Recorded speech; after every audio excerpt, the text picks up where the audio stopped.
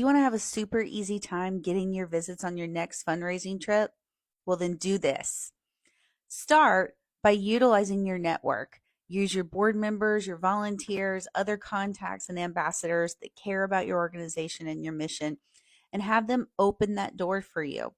Notifying their friends or acquaintances of theirs that you're coming to the area. So you have to tell people where you're going, kind of plan out in advance so that you can utilize those contacts to your advantage.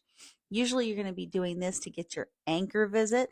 That's going to be the main reason why you're going. So, a prospect of a caliber that is going to merit your whole trip. So, even if you only see that person, your trip will be worthwhile. So that's number one.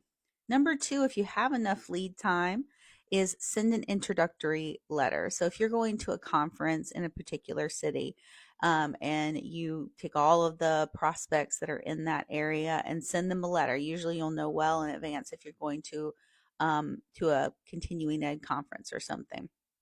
And let them know you're going to be in the area for a conference, or you're going to be in the area thanking supporters, visiting alumni, attending an event, whatever you're doing while you're there.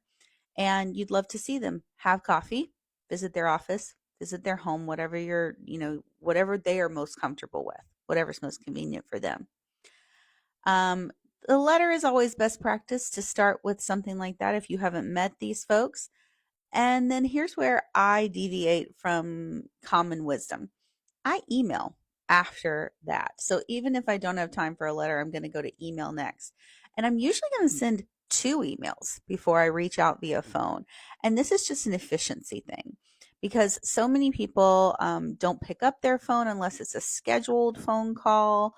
And it is just better. I mean, I can hook a Calendly link into the email and folks can look right at my schedule and pick which time works for them.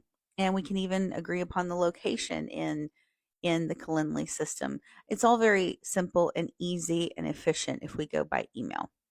It doesn't have to be hard. I mean, common wisdom says we have to make the phone calls, we have to work the phones. But do we? If we fill up our schedule via email, then we only have to use phone for VIP prospects or people that don't have an email on file.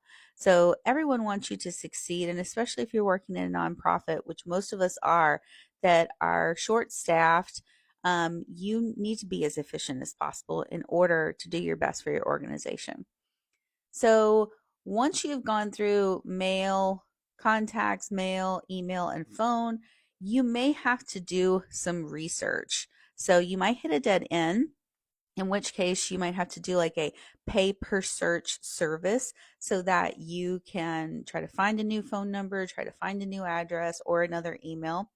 And then I would say after this point, if there's someone really important or really interesting that you want to see and you've hit a dead end, you want to go back to number one and you want to reach out again to those board members and volunteers and other contacts so that you can say, hey, are you communicating with so and so on this email address? Is this still their cell phone number?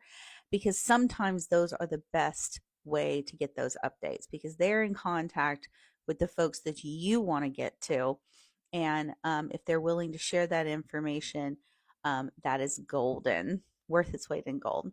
So this is how I get the visit. I even automate my first email or semi-automate. I send out sort of batch emails where I've scrubbed the list very carefully before I go to a particular area. And that normally helps me fill up my schedule. So I get my anchor visit first, usually through contacts.